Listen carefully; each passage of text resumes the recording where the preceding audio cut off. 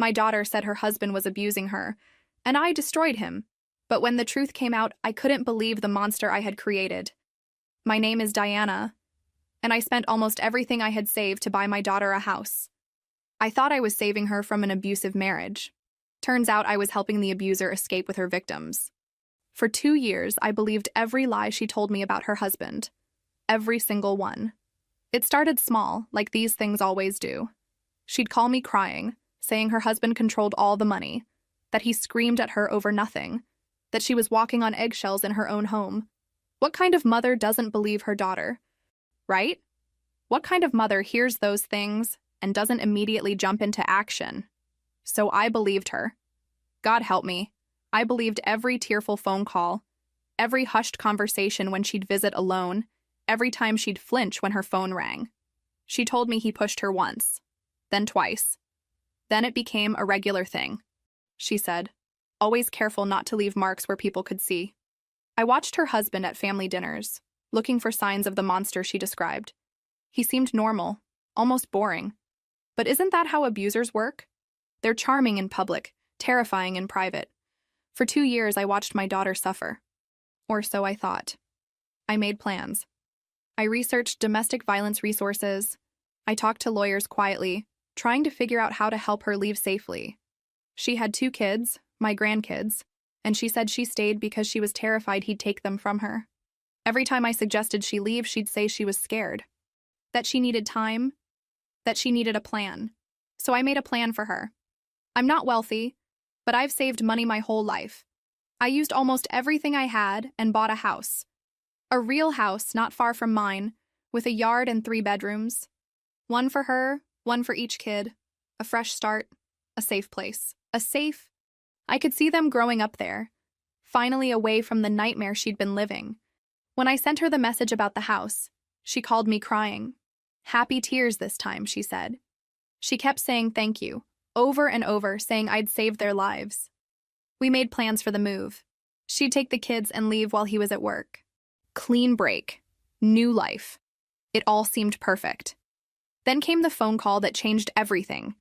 It was late, maybe 11 at night, 3 days before the planned move. My phone rang with a number I didn't recognize. I almost didn't answer.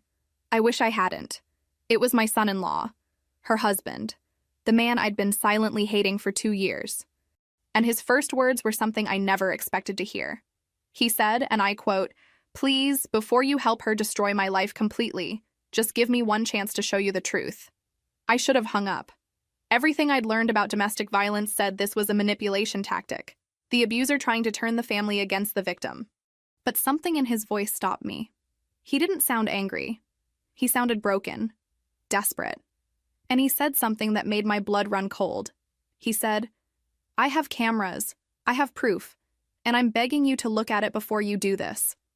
That's when I realized I might not know the full story at all. I agreed to meet him. I know. But here's the thing, I had to know. If he was lying, I'd see through it. If there was even a chance my daughter had been telling the truth, the videos would prove it. Either way, I needed to see for myself before we went through with moving her and the kids. We met at a coffee shop. Neutral territory. He looked terrible. I mean, genuinely awful, like he hadn't slept in weeks. Dark circles under his eyes, hands shaking as he opened his laptop. Part of me still thought this was an act. Abusers are good actors, right? He started talking before showing me anything. Said he'd installed security cameras in the house 8 months ago because things were getting dangerous. That he needed proof for when he finally left with the kids. I wanted to interrupt, to tell him my daughter had said the exact same thing about needing proof, but I kept quiet. Then he showed me the first video, and my entire world tilted sideways. The footage was from their living room, dated 4 months prior. Crystal clear image, sound, and everything. My daughter walked into frame holding a glass. Her husband was sitting on the couch with their son, helping him with homework. Something completely normal. Then she just threw the glass at his head. No warning, no argument I could hear, just threw it. He ducked. The glass shattered against the wall, and their son started screaming. I watched my son-in-law pull the boy close, shielding him with his body, while my daughter screamed obscenities. She called him pathetic, worthless, said he was a terrible father. The little boy was crying, begging her to stop. My son-in-law never raised his voice. He just kept saying, "Please, not in front of him. Please, stop." There were more videos. So many more. Her shoving him into walls, slapping him across the face while he held their baby daughter, throwing his phone and breaking it, destroying his laptop. In every single video. He never fought back. He'd try to protect the kids, try to leave the room, try to calm her down. And she'd follow him, screaming, hitting, throwing things. One video showed her punching him repeatedly while he had their daughter in his arms. The baby couldn't have been more than 18 months old. He turned his back to shield the baby, and my daughter punched his spine, his shoulders, the back of his head. The baby was wailing, and my son-in-law just took it, whispering to the baby that everything was okay. "Daddy's got you. It's okay." I felt sick. Actually physically sick. I had to excuse myself to the bathroom where I threw up everything I'd eaten that day. When I came back, he was crying silently, staring at the paused video on his screen. "I never touched her," he said.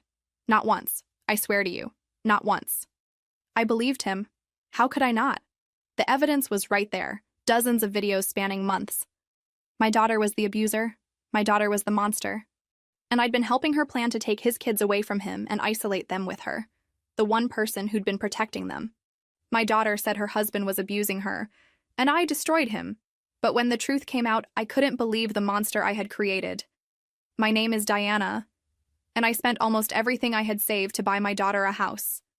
I thought I was saving her from an abusive marriage.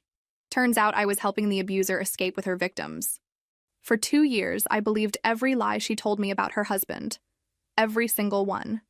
It started small, like these things always do. She'd call me crying, saying her husband controlled all the money, that he screamed at her over nothing, that she was walking on eggshells in her own home. What kind of mother doesn't believe her daughter? Right? What kind of mother hears those things and doesn't immediately jump into action? So I believed her. God help me. I believed every tearful phone call, every hushed conversation when she'd visit alone, every time she'd flinch when her phone rang. She told me he pushed her once, then twice. Then it became a regular thing, she said, always careful not to leave marks where people could see. I watched her husband at family dinners, looking for signs of the monster she described. He seemed normal, almost boring. But isn't that how abusers work? They're charming in public, terrifying in private. For 2 years, I watched my daughter suffer. Or so I thought. I made plans. I researched domestic violence resources. I talked to lawyers quietly, trying to figure out how to help her leave safely.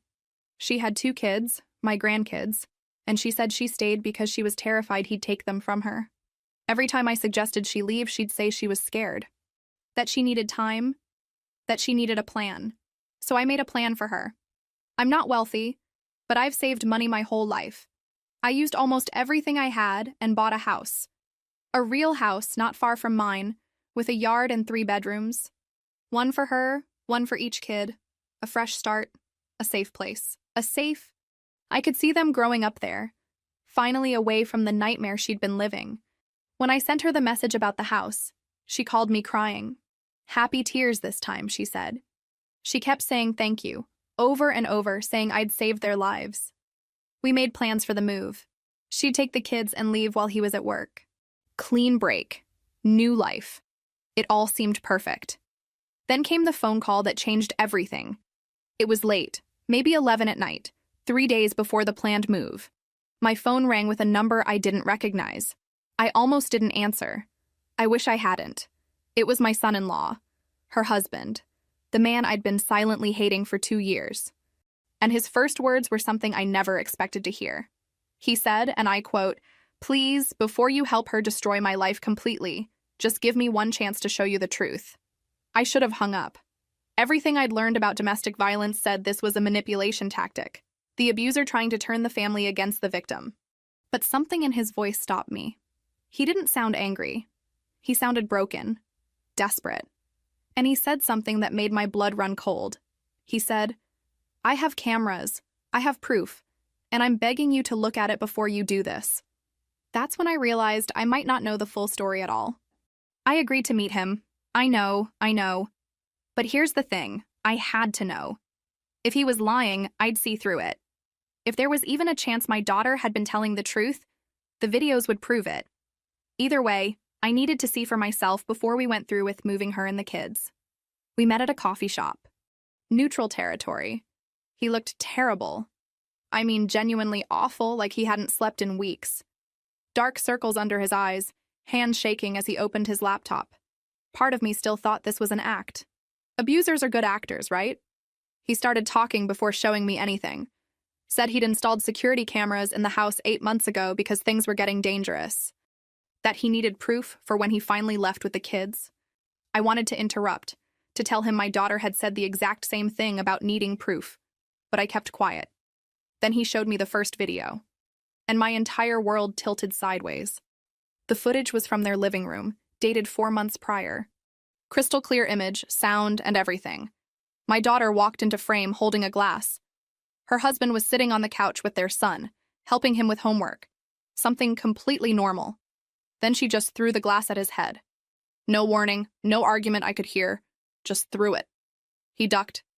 The glass shattered against the wall, and their son started screaming. I watched my son-in-law pull the boy close, shielding him with his body, while my daughter screamed obscenities. She called him pathetic, worthless, said he was a terrible father. The little boy was crying, begging her to stop. My son-in-law never raised his voice. He just kept saying, "Please, not in front of him. Please, stop." There were more videos. So many more. Her shoving him into walls, slapping him across the face while he held their baby daughter, throwing his phone and breaking it, destroying his laptop. In every single video. He never fought back. He'd try to protect the kids, try to leave the room, try to calm her down. And she'd follow him, screaming, hitting, throwing things. One video showed her punching him repeatedly while he had their daughter in his arms. The baby couldn't have been more than 18 months old. He turned his back to shield the baby, and my daughter punched his spine, his shoulders, the back of his head. The baby was wailing, and my son-in-law just took it, whispering to the baby that everything was okay. "Daddy's got you. It's okay." I felt sick. Actually physically sick. I had to excuse myself to the bathroom where I threw up everything I'd eaten that day. When I came back, he was crying silently, staring at the paused video on his screen. "I never touched her," he said. "Not once. I swear to you. Not once." I believed him. How could I not? The evidence was right there, dozens of videos spanning months. My daughter was the abuser. My daughter was the monster. And I'd been helping her plan to take his kids away from him and isolate them with her, the one person who'd been protecting them. I asked him why he never called the police. He said he tried once. She told the responding officers that he was the aggressor, that she was defending herself. They looked at him, bigger and stronger, and they looked at her, small and crying, and they didn't believe him. He said that's when he started installing cameras. Evidence. Irrefutable proof. He asked me what I was going to do. Honestly, I had no idea. This was my daughter, my baby, and she'd been lying to me for 2 years, manipulating me, using me to help her abuse her husband. But those were my grandkids in those videos, traumatized and crying.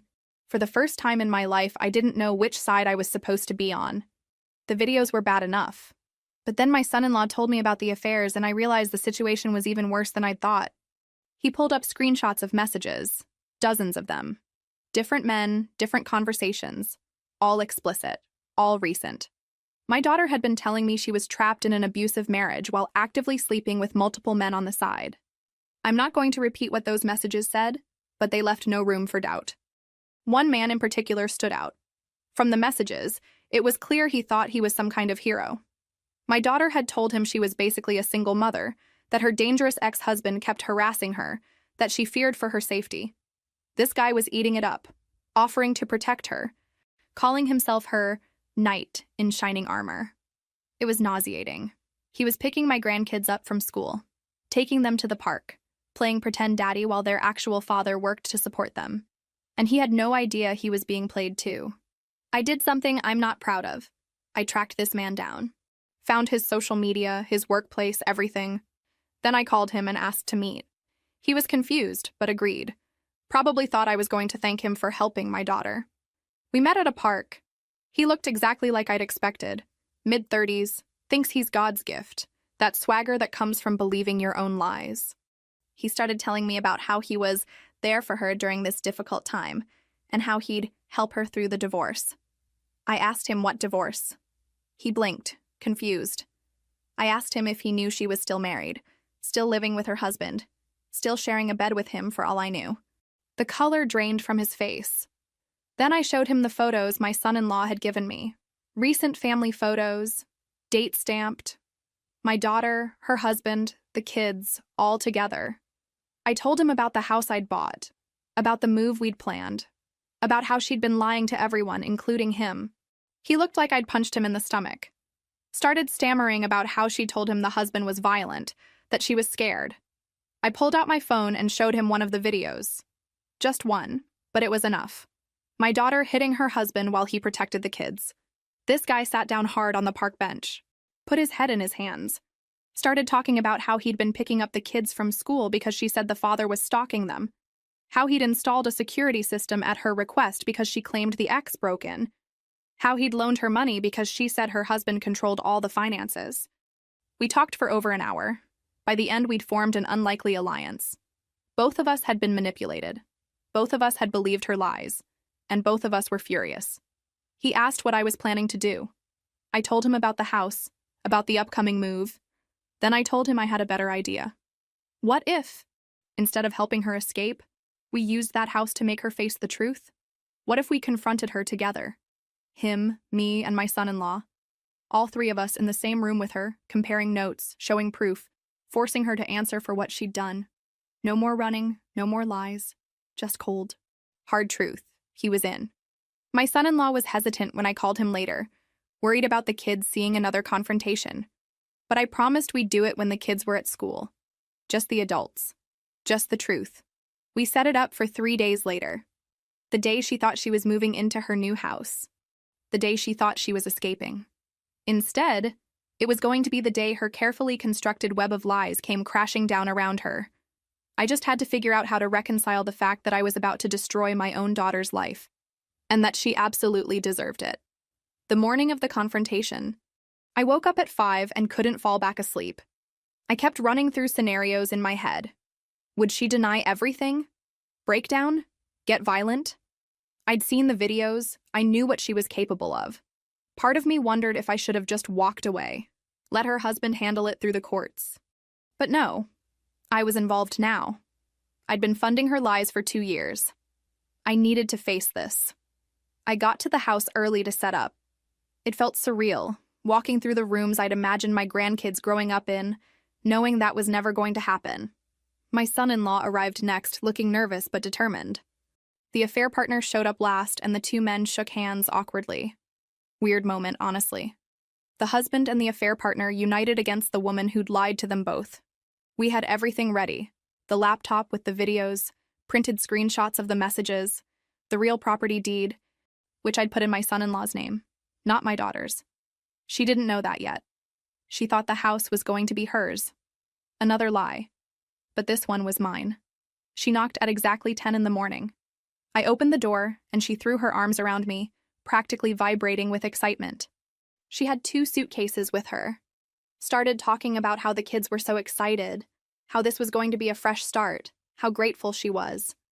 I felt sick letting her go on like that, but I needed her inside first. She walked into the living room still chattering away, then stopped dead when she saw both men sitting there. Her face went through about 5 different emotions in 3 seconds. Confusion, recognition, fear, and then this calculated blankness that was almost scarier than anything else. What is this? She looked at me. Mom, what's going on? I sat down, told her to sit too. She refused, started edging toward the door. The affair partner stood up and blocked it. Not aggressively, just standing there. She looked genuinely panicked then. My son-in-law spoke first. His voice was steady, but I could see his hands shaking. He told her we all knew. About the abuse, about the affairs, about the lies, about everything. She started to protest. Started to cry. That same performance I'd seen dozens of times. But then he opened the laptop and turned it toward her. Watch, he said. Watch yourself. She watched about 10 seconds of the first video before she tried to grab the laptop. The affair partner caught her wrist. Not hard, just stopped her. She spun on him then, started screaming about how he was supposed to be on her side. How dare he betray her? Didn't he love her? He looked at her with pure disgust. Told her he'd believed he was protecting a victim. Told her he'd been picking up her kids, installing security for her, supporting her emotionally and financially. And she'd been using him the entire time. She tried to touch his face. Some manipulation tactic. But he stepped back like she was poisonous. Then she turned to me. Started pleading. Mom, you don't understand. They're ganging up on me. They're lying. You believe me, right? You've always believed me. And I'll admit, for just a second, I wavered. She's my daughter. I've known her for 33 years. But then I thought about those videos. About my grandkids crying while she hit their father. I told her I'd seen the proof. All of it. I told her the house wasn't hers. I told her I knew about everything. And I watched my daughter transform into someone I didn't recognize. The tears stopped instantly. Her face went cold. She stood up straight and looked at all three of us with pure hatred. You're all going to regret this, she said, voice flat and scary. Every single one of you. Then she walked into the kitchen and came back with a knife from the block on the counter. That's when everything got really bad, really fast. I've never been truly afraid of my own daughter before that moment, but standing there watching her hold that knife, seeing her face completely devoid of emotion, I understood why my son-in-law had installed all those cameras. This wasn't anger. This was something colder. She pointed the knife at her husband first, started saying things I won't repeat about what she was going to do to him, how he'd ruined her life, how he'd turned everyone against her. The affair partner tried to talk her down, hands up, telling her to put it down. She swung toward him instead, calling him every name you can imagine. My son-in-law had his phone out, already calling the police. She saw it and lunged at him. I'm not exaggerating. She actually lunged with the knife. The affair partner tackled her from the side. They went down hard, crashing into the coffee table. The knife skittered across the floor and I grabbed it, hands shaking so badly I almost dropped it. She was screaming like an animal, trying to claw at his face, kicking, thrashing. He managed to flip her onto her stomach and pin her arms behind her back. She kept screaming about how we were all betraying her, how we'd all pay, how she'd make sure her husband never saw his kids again. It was disturbing how she could switch between threats and playing victim in the same breath. The police arrived in maybe 6 minutes, but it felt like hours. 2 officers, 1 male, 1 female. My daughter immediately started crying the second she saw them. Her whole demeanor changed. She went limp, started sobbing, saying we'd attacked her, that her abusive husband had set this up, that we were trying to take her children. I watched it happen in real time. The female officer's expression softened. She was buying it. My son-in-law saw it too. He held up his phone. I have videos, months of videos. Please just look at them before you decide anything. The male officer seemed skeptical of everyone, which honestly was fair. The affair partner explained who he was and why he was there. That probably didn't help our case, honestly. The whole situation looked insane. The female officer was already moving toward my daughter, asking if she needed medical attention. Then my son-in-law played one of the videos. Just pulled it up on his phone and played it, sound on, right there in the living room. The one where she punched him while he was holding the baby. The officers watched. Their expressions changed. The female officer stepped back from my daughter. How many videos? The male officer asked. 47, my son-in-law said, spanning 8 months, all clearly dated and time-stamped. I have them backed up in multiple locations. I can send them all to you right now. My daughter started screaming again, saying the videos were fake, doctored, that we were all conspiring against her. But the officers weren't listening anymore. They were watching video after video on my son-in-law's phone, her hitting him, throwing things, destroying property, terrorizing the kids. The male officer asked if there were any injuries that needed documenting. My son-in-law pulled up his shirt, bruises, old and new, in various stages of healing, down his back, across his ribs. The affair partner looked like he might be sick. They arrested her, read her rights while she sobbed and screamed. She looked at me as they put the handcuffs on. Mom, she said, voice breaking. Mom, please. You're my mother. Please don't let them do this. I couldn't speak, couldn't move. Just watched as they led my daughter out to the police car. The female officer stayed behind to take our statements. Asked why we hadn't reported this sooner. My son-in-law explained he'd tried once and wasn't believed. Explained he'd been gathering evidence to ensure custody of his children. The officer nodded, understanding. She said the videos were some of the clearest evidence of domestic violence she'd ever seen. That he'd done the right thing documenting everything. She took copies of the files, took photos of his injuries, wrote down everything. After they left, the three of us just sat there in silence. The affair partner left first, said he needed to process everything. My son-in-law and I stayed. He started crying, just broke down completely. I held him while he sobbed. This man I'd hated for 2 years, this man I'd believed was abusing my daughter, crying in my arms because he'd finally proven the truth. The kids, he said eventually. I need to figure out how to tell the kids. That's when it really hit me. My grandkids were about to learn their mother had been arrested, and it was partially because of me. My son-in-law picked the kids up from school that day like nothing had happened. Didn't want to scare them. Brought them back to his house, which I'd never actually been inside before. It was modest but clean. Clearly a home where someone was trying their best. Kids' artwork on the fridge, toys organized in bins, family photos on the walls. In half of them, my daughter looked normal. Smiling. It was jarring. He asked if I'd stay while he talked to them. I said yes, even though I wasn't sure I should be there. These were my grandkids, but I barely knew them. My daughter had always controlled the visits, always been present, always managed what we talked about. I realized I'd never had a real conversation with either of them. The boy's name is Marcus, he's 7. The girl is Lily, she's 4. My son-in-law sat them down on the couch and explained as gently as possible that Mommy had made some mistakes and was going to be gone for a while. That she'd hurt Daddy and needed help to learn not to do that anymore. Marcus didn't look surprised. That killed me. This 7-year-old child just nodded like he'd been expecting this. Lily asked if Mommy was coming back tonight. When her dad said no, she asked if that meant no more yelling. The casual way she said it, like she was asking if it would rain tomorrow. That's when I understood how normalized the violence had become for them. My son-in-law suggested the kids show me their rooms, give him a minute to collect himself. Marcus led me upstairs silently. His room was full of building toys and books. Lily's room was princess-themed, exactly what you'd expect for a 4-year-old. But both rooms had something in common. No photos of their mother anywhere. I asked Marcus about school, trying to make normal conversation. He answered in short sentences, watching me carefully. Then he asked, "Are you going to hurt my dad?" I swear my heart stopped. I asked him why he would think that. He said Grandma had told him that men were bad and that Daddy was the worst. That I hated Daddy and wanted him to go away. My daughter had been poisoning these kids against their own father for years. I knelt down to his level and told him the truth. That I'd made a mistake.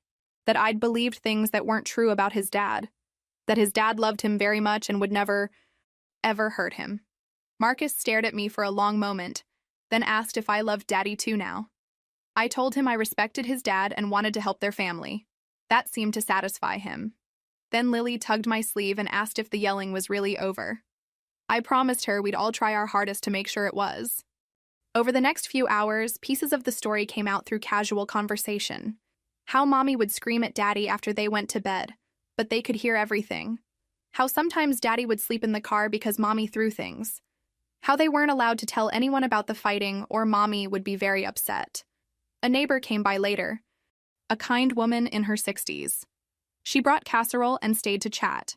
After the kids were distracted with a movie, she told me she'd called the police twice after seeing my daughter hit my son-in-law through the window.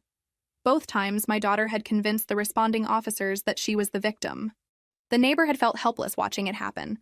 She said other neighbors had witnessed things too. That everyone on the street knew what was happening, but no one could get anyone to listen. She seemed relieved that someone finally had, that the kids might finally be safe. That night, my son-in-law asked if I wanted to stay for dinner. I did. We ordered food and ate together, the 4 of us. It was strange but not uncomfortable. The kids relaxed more as the evening went on. Marcus actually smiled at something his dad said. Lily crawled into my lap during the movie and fell asleep there. As I was leaving, Marcus hugged me goodbye. First real hug from my grandson in years. He whispered, "Thanks for not hurting my dad, Grandma." I cried the whole drive home. My phone was full of messages from my ex-husband, my daughter's father, demanding to know what happened, insisting I bail her out, saying I was betraying family. I turned my phone off and tried to sleep. Tried not to think about my daughter in a cell, or my grandson thanking me for not hurting his father, or any of it. But mostly I thought about how I'd almost helped her take those kids away from the one person who'd been protecting them all along. The emergency custody hearing happened faster than I expected. My son-in-law's lawyer filed within 48 hours of my daughter's arrest, citing immediate danger to the children. I was subpoenaed to testify. Me, testifying against my own daughter in court. The night before, I barely slept. Kept rehearsing what I'd say, how I'd explain that I'd believed her lies for 2 years. How I'd almost helped her continue the abuse. I felt like the worst mother in the world. What kind of mother stands against her own child in court? The courtroom was smaller than I expected. My daughter was there in an orange jumpsuit, looking exhausted and somehow smaller. When she saw me walk in to sit on her husband's side of the room, her face crumpled. She started crying silently. I had to look away. Her lawyer tried to argue that she was the real victim, that her husband had manipulated the evidence somehow, that the videos were taken out of context, that she'd been acting in self-defense. It might have worked if there had only been 1 or 2 videos. But 47 videos spanning 8 months? All showing the same pattern? There was no spinning that. My son-in-law's lawyer was methodical, played video after video. The judge's expression grew more disturbed with each one.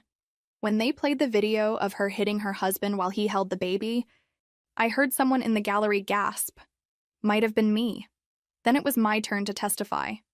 I swore to tell the truth and sat down. The lawyer asked me to explain my relationship with my daughter. I did. Then she asked me to explain what my daughter had told me about her marriage. I laid it all out. 2 years of phone calls, of tears, of stories about abuse that never happened. The judge took notes. The lawyer asked if I'd paid for anything during this time.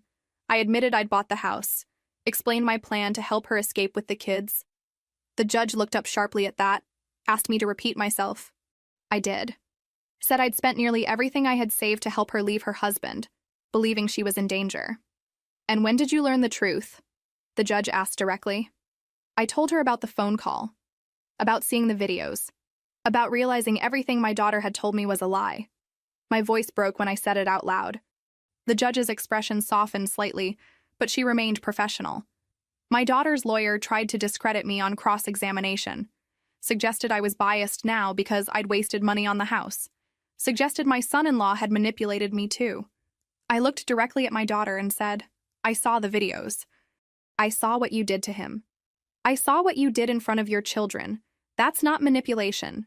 That's truth. My daughter stood up suddenly, started yelling, called me a traitor, screamed that I'd chosen a stranger over my own blood. The judge ordered her to sit down or be removed. Her lawyer managed to calm her down, but the damage was done. A social worker testified next. She'd interviewed the children and evaluated the home environment. She reported that both children showed signs of trauma consistent with witnessing domestic violence, that they expressed fear of their mother, that Marcus had told her he was glad when Mommy didn't come home because the house was quiet. Lily had drawn a picture of their family that only included her, Marcus, and Daddy. The judge took a break to review everything. When she came back, her decision was swift. Full custody to the father, effective immediately. Supervised visitation only for the mother, pending completion of court-ordered counseling and anger management. A restraining order preventing her from going near the children's school or activities. The gavel came down, and it was done. My daughter screamed. Actually screamed, lunging toward her husband. The bailiff caught her before she could reach him. She was screaming about how we'd all conspired against her. How she'd make us pay. How she'd get her children back. They had to physically remove her from the courtroom. My son-in-law broke down crying. His lawyer patted his shoulder, told him he'd done the right thing. I sat there feeling numb. I'd just helped take my daughter's children away from her. Yes, she deserved it. Yes, those kids needed protection, but she was still my daughter, and I'd chosen against her. I went home alone that night. My ex-husband had left 17 messages, each one more vitriolic than the last, calling me a monster, saying I'd destroyed our family, demanding I fix this. I blocked his number. If he couldn't see that his daughter needed help instead of enabling, We had nothing to say to each other. The affair partner ended up testifying at her sentencing hearing. He stood there and told the judge how he'd been manipulated into believing he was protecting a victim when he was actually helping an abuser isolate her targets. His testimony was damning. After everything was over, he sent me a brief message saying he was moving to another state for a fresh start. I wished him well. He'd been a victim too, in his own way. That night I started going to therapy. First appointment was the next week. I needed help processing all of this. Needed someone to tell me whether I'd made the right choices. Whether a good mother would have done what I did. Whether I'd lost my daughter forever by protecting her children from her. The court-ordered psychological evaluation took 3 weeks. My daughter underwent extensive testing, interviews with multiple professionals, the whole process. I wasn't allowed to know the results directly, but my son-in-law's lawyer kept us informed. When the report came back, it explained so much and yet made everything more complicated. Borderline personality disorder with narcissistic traits. The psychologist's report detailed patterns of unstable relationships, fear of abandonment, inappropriate anger, and a distorted self-image. It explained the manipulation, the lying, the ability to believe her own stories. It didn't excuse what she'd done, but it gave context. My daughter was genuinely unwell. Part of me felt relief at having an explanation. The other part felt guilty for feeling relieved. Like I was looking for an excuse to forgive the unforgivable. My therapist, a patient woman who'd been helping me unpack this mess, told me both feelings were valid. That mental illness explains behavior but doesn't excuse abuse. That I could grieve for my daughter's illness while still protecting her victims. My daughter took a plea deal to avoid a full trial. Pleaded guilty to domestic violence charges in exchange for 18 months in a correctional facility, followed by mandatory anger management, psychiatric treatment, and extended probation. Her lawyer called it a mercy. The prosecutor called it appropriate given her mental health diagnosis and the severity of documented abuse. I started seeing the kids regularly. Every Tuesday and Thursday after school, I'd pick them up and take them to my house. We'd do homework, have dinner, play games. Normal grandparent things I should have been doing all along. Marcus slowly opened up to me. Told me about how scared he'd been, how he'd tried to protect his little sister. That kid had been carrying adult burdens for years. Lily was doing better faster, probably because she was younger. She still had nightmares sometimes, would wake up crying about yelling. Her dad got her into play therapy with someone who specialized in childhood trauma. It seemed to be helping. She drew pictures constantly, and gradually the dark scribbles turned into actual images of flowers and sunshine and her family. My son-in-law started going to a support group for male domestic violence survivors. He'd come pick up the kids from my house and sometimes stay for coffee, and we'd talk. Really talk. He told me about the shame he'd felt, how he'd been raised to believe men couldn't be victims, how the one time he'd tried to report the abuse, the responding officers had looked at him like he was pathetic, how he'd stayed for years because he was terrified of losing his kids. I apologized to him more times than I can count, for believing the lies, for planning to help her take the kids, for being another person who didn't believe him. He was gracious about it, said I'd more than made up for it by standing with him now. But I'm not sure I'll ever forgive myself for those 2 years. My relationship with my ex-husband completely disintegrated. He couldn't accept that our daughter was the abuser, kept insisting she was sick and needed our support, not punishment. I tried to explain that supporting her meant helping her face consequences and get treatment, not enabling her behavior. He called me brainwashed. We haven't spoken in months. My sister and her husband moved to a house near mine around this time. She'd been watching everything unfold from a distance, offering support where she could. Having them close helped. The kids loved having more family around, people who weren't associated with all the trauma. Her husband took Marcus to ball games, gave him male role models who were gentle and kind. My sister did art projects with Lily, let her be a normal kid having fun. The supervised visits between my daughter and the kids started after she completed initial counseling. A social worker documented everything, the inappropriate questions, the manipulation attempts, the way she made visits about her feelings instead of the children. Her therapist noted the same patterns in their sessions. Refusal to take responsibility, blaming everyone else, playing the victim. Real change seemed impossible. Then came the night she showed up at my house drunk, violating her restraining order and probation. My neighbors called the police. She was arrested again, sentenced to serve the full 18 months. She looked at me like I was a stranger. Maybe we both were. Prison letters started arriving weeks later, swinging between apologies and accusations. I stopped opening them after the first few. She called too, collect calls at random hours. The first call sounded genuine until she asked if I'd help appeal the custody decision. When I refused, her voice went cold. I didn't accept calls after that. She wrote to the kids too. Most letters inappropriate and manipulative. My son-in-law filtered them carefully. Marcus rarely wanted to read even the appropriate ones. Said they made him feel bad inside. Life was settling into a new normal for everyone else. The kids thrived. Marcus joined the soccer team and suddenly had friends. Kids who could come over without my daughter interrogating their parents or causing scenes. Lily started kindergarten and her teacher said she was bright and social. The nightmares became less frequent. The flinching when people raised their voices slowly disappeared. My son-in-law started dating someone from his support group. A kind woman who'd survived her own abusive marriage and understood trauma. I met her when she came to pick up the kids for a trip to the zoo. She was gentle with them, didn't push for affection, let them set the pace. The kids liked her. I approved. My daughter from prison sent me a letter calling me a traitor for accepting the replacement so easily. I threw it away without reading past the first page. My sister and her husband became integral to our little family unit. Sunday dinners at my house became tradition. Me, my son-in-law, the kids, my sister, and her husband. Sometimes his girlfriend joined us. We'd cook together, eat together, clean up together. The kids would play after dinner while the adults talked. It felt like family. Real family. Not the dysfunctional, traumatic version we'd all been surviving, but actual support and love. My ex-husband tried to reconcile once. Called me from our daughter's lawyer's office, said we needed to present a united front to help her case. I asked if he'd watched any of the videos. He said he didn't need to, that she was our daughter and we owed her loyalty. I told him I'd seen her hit her husband while holding a baby. He said there must have been a reason. I hung up and blocked that number too. The kids started calling me grandma without any awkwardness, would run to me at school pickup, show me their artwork, tell me about their days. Marcus asked me to come to his soccer games. Lily wanted me to attend her school performance. Normal grandparent things that felt miraculous given where we'd been. 6 months into her sentence, her therapist requested a family session. My daughter looked thin and tired. She apologized, then immediately started explaining why she'd acted that way. The therapist kept redirecting her, reminding her that explanations weren't excuses. My daughter was performing rehabilitation, not living it. When asked what it would take for me to believe she'd changed, I told her completing programs wasn't enough.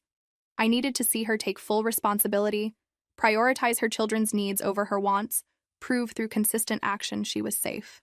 She didn't understand. Thought change was a checklist, not a transformation. As I left, she asked to see pictures of the kids. I'd brought some.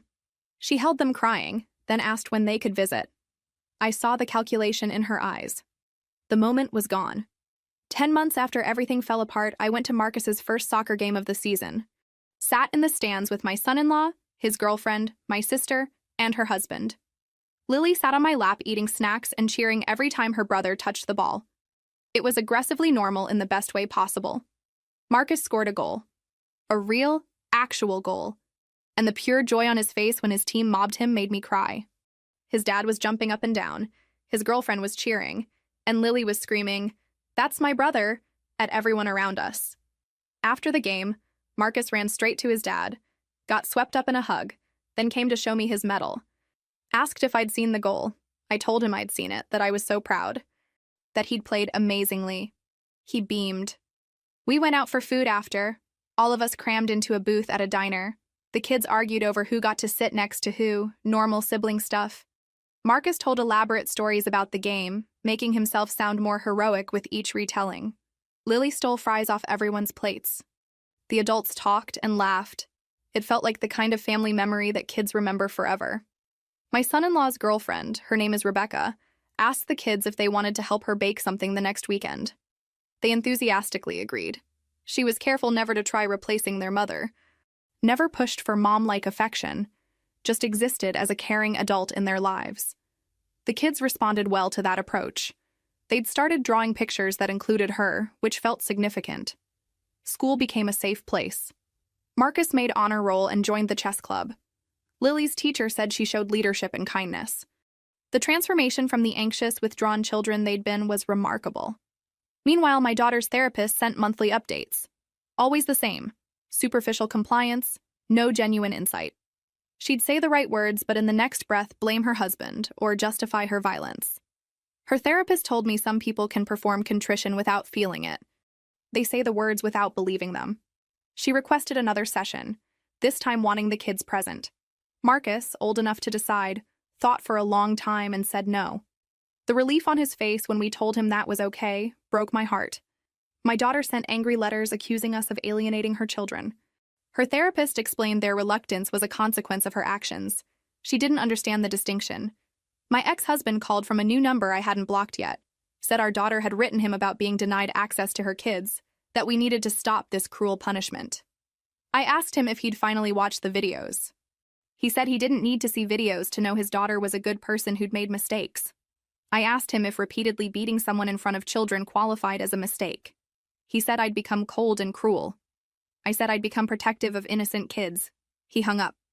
The house I'd bought, the one that was meant to be my daughter's escape route, sat there with my son-in-law's name on the deed. He asked me several times if I wanted him to sign it over to me, pay me back somehow. I told him to keep it, consider it his and the kids for as long as they needed it. He cried and hugged me, said I'd given them more than a house. I'd given them safety. My sister suggested we do family therapy, just the extended family members who were actively involved in the kids' lives. We found a therapist who specialized in complex family trauma. It helped.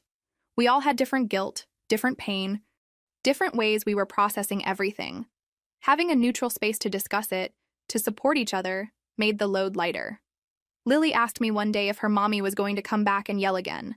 I told her honestly that her mommy was sick and learning to be better, but that her daddy and I would keep her safe no matter what. She thought about that, then asked if I could be her grandma forever. I promised I would be. My daughter's release date was approaching. 18 months had seemed like forever at first, but suddenly it was only weeks away. We all felt the tension building. The therapist warned us that real change was unlikely, that we needed to prepare for continued manipulation and boundary violations. We started discussing safety plans, legal options, how to protect the kids. Marcus asked me one night if his mom was going to take him away when she got out. The fear in his voice was visceral. I assured him that the court had given his dad custody, that no one was taking him anywhere he didn't want to go. But I could see he didn't fully believe me. The trauma of those early years had taught him that adults couldn't always protect him. It was going to take a long time to rebuild that trust. The new family we'd built was strong but fragile. We all knew my daughter's release would test it. We just had to hope it would hold. My daughter was released to a halfway house with strict parole conditions. She lasted 2 weeks before showing up at Marcus's school, violating her restraining order. Police arrested her immediately. The judge extended her supervised release by 6 months and warned one more violation meant prison. Marcus had nightmares after seeing her. All his progress, his sense of safety, damaged because she couldn't follow basic rules. The first supervised visit started well for 10 minutes.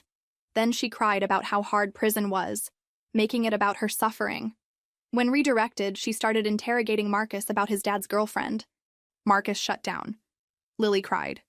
The social worker ended the visit after 30 minutes. Marcus pulled away when she tried to hug him goodbye. The social worker's report was damning: inability to maintain boundaries, centering herself, using children for information. My daughter blamed everyone else.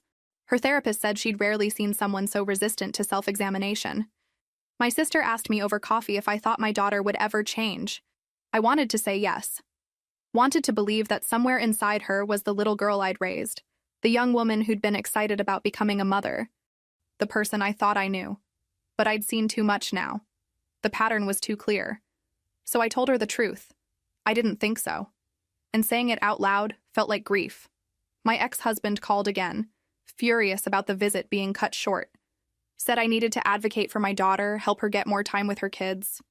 I asked him if he'd heard about her showing up at the school. He said she was just a mother who missed her children. I asked him if he thought Marcus pulling away from her bothered him at all. He said I'd poisoned the kids against her. We haven't spoken since. The kids drew pictures in therapy. Lily drew her family. Daddy, Marcus, me, my sister, and her husband, Rebecca. No mother anywhere in the image. Marcus drew a house with a big fence around it, and everyone he loved safe inside. His mother stood outside the fence, far away. Their therapist said the drawings were telling. 3 months later, my daughter petitioned to modify custody. Her lawyer submitted certificates of completion and compliance letters. On paper, it looked good. The kids' therapist submitted a counter-report detailing their ongoing trauma, Marcus's nightmares, Lily's anxiety. The social worker documented continued boundary violations.